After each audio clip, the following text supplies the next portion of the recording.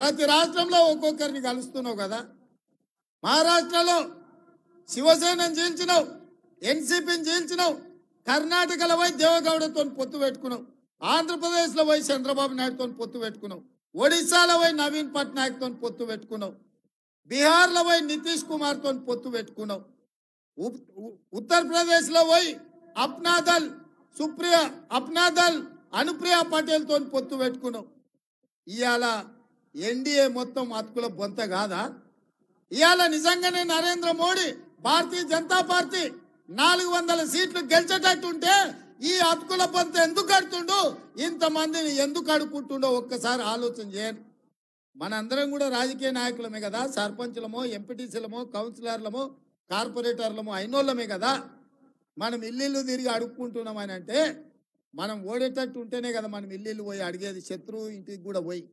నిన్నటి వరకు పడనోళ్ళని అందరినీ, నిన్నటి వరకు అక్రమ కేసులు పెట్టిన వాళ్ళందరినీ ఇవాళ నరేంద్ర మోడీ ఎందుకు అడుక్కుంటున్నాడు అంటే భారతీయ జనతా పార్టీ కాలం చెల్లింది.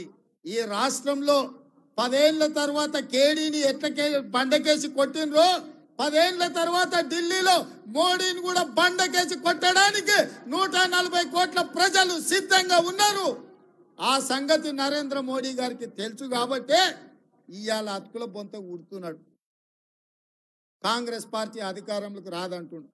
2004 కంటే ముందు కూడా గిట్లే మాట్లాడి, వాజ్పేయి గారు ప్రధానమంత్రి ఉన్నప్పుడు షైనింగ్ ఇండియా అని చెప్పారు. వాజ్పేయి గారికి ఎవరు అడ్డమే లేదు, అసలు ఎప్పటికీ కాంగ్రెస్ ఉండనే ఉండదన్నారు. కానీ ఆయన సోనియా గాంధీ గారి నాయకత్వంలో 2004, 2009 10 ఏళ్ళు యూపీఏ ప్రభుత్వం గెలిచింది. ప్రజలకు లోపల కాలుతుంది. 400 సిలిండర్ 1200 అయింది, 50 రూపాయల పెట్రోల్ 110 రూపాయలు అయింది, 40 రూపాయల డీజిల్ ఇవాళ 100 రూపాయలు అయింది. ఉప్పు, పప్పు, బెల్లం, చింతపండు, మంచి నూనె గురించి నేను చెప్పాల్సిన అవసరం లేదు.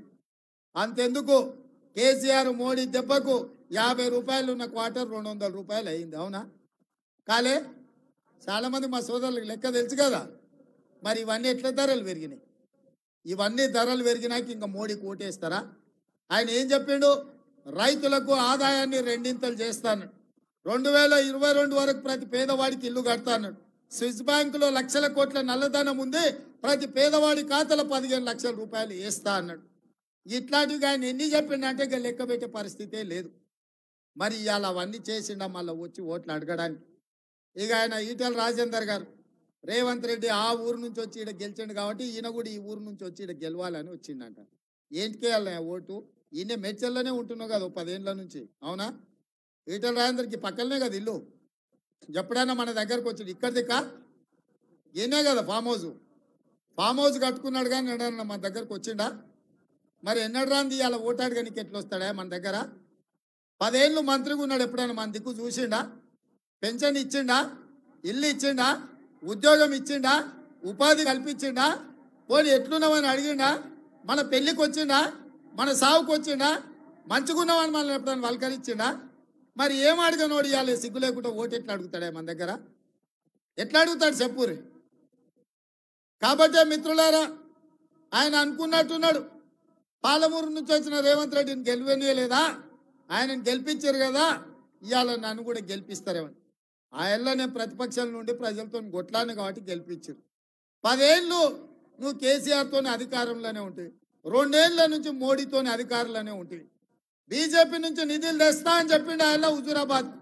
ఒకవేళ నిధులే తెచ్చుంటే హుజూరాబాద్లో ఎందుకు ఓడగొడుతుండ్రి ఈటెల రాజేందర్ గారు? నిన్ను ఇవాళ హుజూరాబాద్లో ఓడగొడితే ఈడికి వచ్చి గెలుస్తా నువ్వు ఎట్లా అనుకుంటున్నావు? అందుకే మిత్రులారా, ఇవాళ మంచి ఆలోచన చేయండి. పార్లమెంట్ ఎన్నికలు వస్తున్నాయి.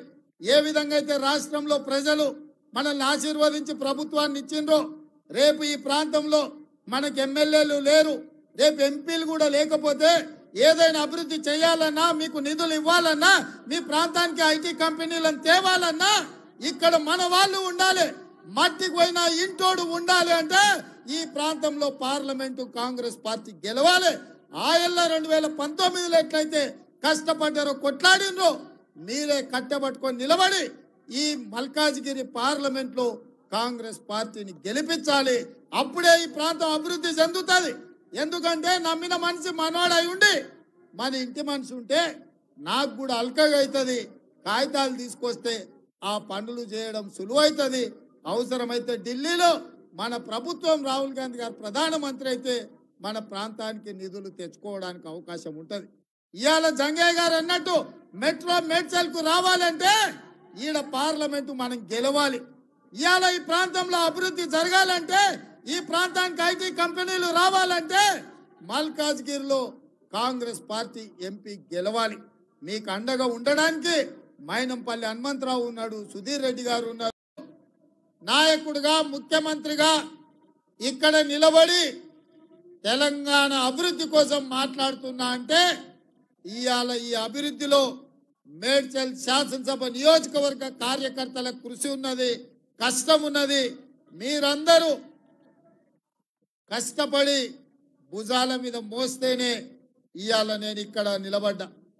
మిత్రులారా, మీరు ఆలోచన చేయండి. ఆనాడు దేశంలోనే పెద్ద పార్లమెంటు నియోజకవర్గం మనకున్నది 14 రోజులే. ఈ పార్లమెంటు నియోజకవర్గం 14 రోజులు కాదు, 14 నెలలు తిరిగినా అయిపోదు. ఏ గల్లీ ఎక్కడుందో, ఏ ఇల్లు ఎట్లుందో, ఎవరిని కలవాలనో తెలియని పరిస్థితి.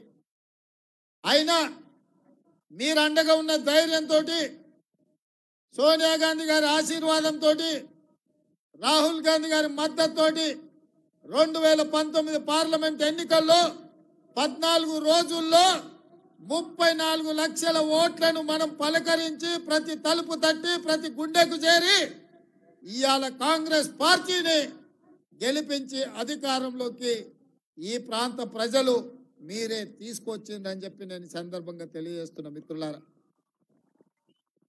ఇవాళ మిత్రులారా, పిసిసి అధ్యక్షుడిగా 4 కోట్ల ప్రజల్ని తెలంగాణ నలుమూలలో తిరిగి ప్రజలని కలిసి ప్రజా సమస్యల మీద కొట్లాడి ప్రజల దగ్గరికి వెళ్ళి అభయ హస్తం ద్వారా 6 గ్యారెంటీలను ప్రజలకు వివరించి తెలంగాణకు పట్టిన చీడ పీడ కేసీఆర్ కుటుంబాన్ని వదిలించాలని ప్రజలకు విజ్ఞప్తి చేస్తే ప్రజలందరూ ఇవాళ వాళ్ళను చీత్కరించి ఇవాళ కాంగ్రెస్ పార్టీకి పట్టం కట్టిండ్రు.